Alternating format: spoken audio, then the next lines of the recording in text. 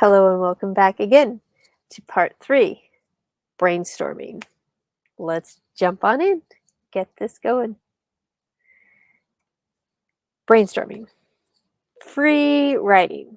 Okay, again, I know this maybe feels like English class, but really, to generate words, to generate ideas, we need to talk, we need to write. We need to capture what it is we're trying to say. Within our mind, we can think a lot of things, but sometimes within our mind, we get stuck. We get into these cycles, or that shame shadow pops up and you're not doing it perfectly, or you can, or who are you to say, right? Let's kick that out. Let's look again. Remember that brainstorming is idea generating. So I want you to sit. I know. Maybe you're sitting now. Grab a piece of paper, blank, and just write down words that pop into your brain. They don't have to be part of this story, nothing. If you make the list of all the bills you have to pay off, because that's where your mind focuses, fine. Now you've written it out. You can see it's over there. Maybe that'll help empty out your brain from all of the stress and tasks to getting into some free write. Good with that? I really want you to practice that and warm up your brain for words. I'll give you 30 seconds just to get started.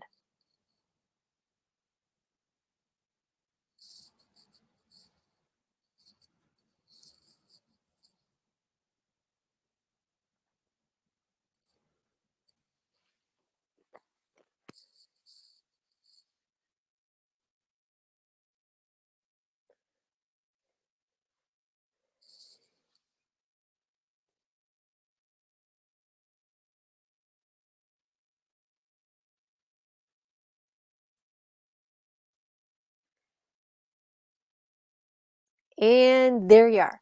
30 seconds. What are the words you have on your paper? Look at them. Look at a few of them.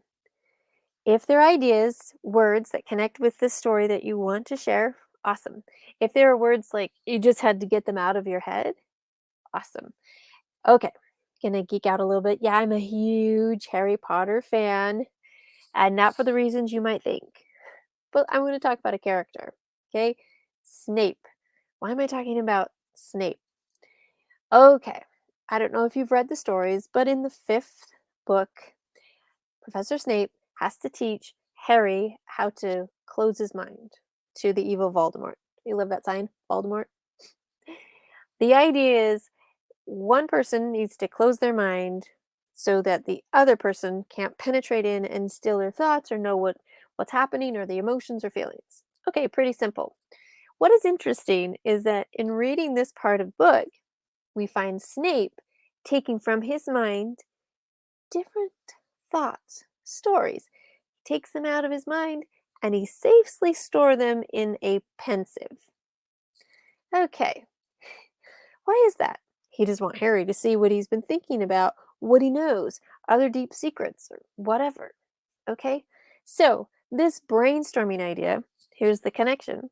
As you brainstorm, if you have only lists or other things that are popping up into your head that don't have to do with the story, do like Snape. Write them out. Put them over here.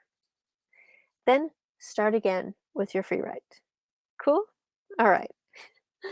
Word listing is great to start generating ideas to know how to write.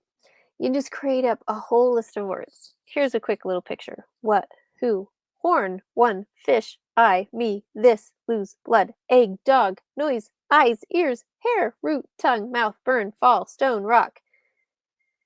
Wow. When I said those words, what started to come up in your mind? Pictures? Images? See the power of words? This getting into a creative mindset takes a little practice. It's just like a warm up. So treat it like that. Story questions. Okay, hopefully you have a few words down.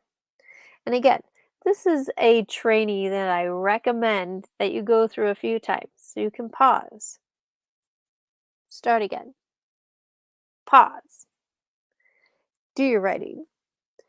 You want to have these words and questions. You want to take a look and say, what have I written down here? Ooh, I remember there was a story about a rock. in my experience with blah, blah, blah. Now, you take that word and you start to formulate questions based on this. Where was that rock? What was the size of it? What happened? Did it get thrown? Was it in part of a landslide? Maybe it's a brain rock and you had it by your bed. Whatever it is, start asking questions about how that word or object or whatever it is you wrote down can add to your story. So I'll take some time with that. It's a good time to pause. Then we'll keep going. Okay, how many of you have ever seen or maybe created yourself a story catcher? An actual physical one like you see on the screen. Notice it's blowing in the wind, and so it's capturing experiences, words, stories from somebody else, and you're adding them to yourself. Really, this whole concept is that we are full of stories. And the idea is, how do I get my story out to tell y'all? That's it. So, bullet pointing your stories. This is in the outline. You put those things down. The time we went to Aunt Martha's for Christmas, the sliding down the stairs story, the time when my son put the car into gear and rolled out the driveway. So you're just going to be capturing the little bits of story so you know where to come back to. And when your mind is just ripping off different types of stories, capturing them like that, you're making your own little library. And with that library, you can go back and look on the shelf and find what story you needed again. And then you can go into the depths of writing what you need from there. Cool?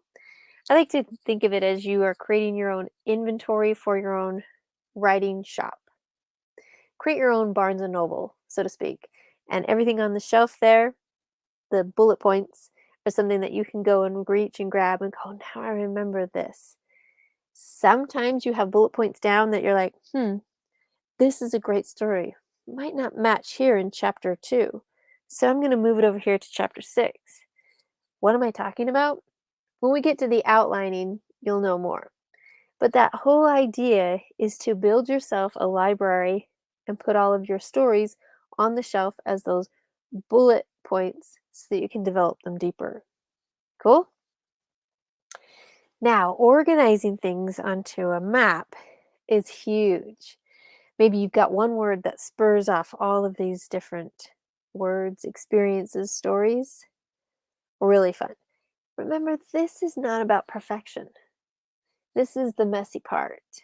This is mixing and kneading. How many of you have ever made bread? Right? You've got your flour, you've got everything there, and as you're mixing it all together, what's all over your hands? Sticky, wet dough. But as you work it and work it and work it, finally that dough will start to slip off of your fingers and it becomes a beautifully shaped, rising piece of dough, right? So it's fine to be messy because in the end, perfection happens. All right. Practice, rewrite. Practice, rewrite. Practice, rewrite. Practice, rewrite. Seeing a pattern here? Got it? Oh, yeah. Sorry, guys. As writers, this is what happens. As this part of the creativity and the artistry of creating a story, you're dropping perfection because it's not ready. You're just preparing things. And it's at the end when we see it. If you're thinking that you have to be perfect at the beginning, there's other kinds of training for that.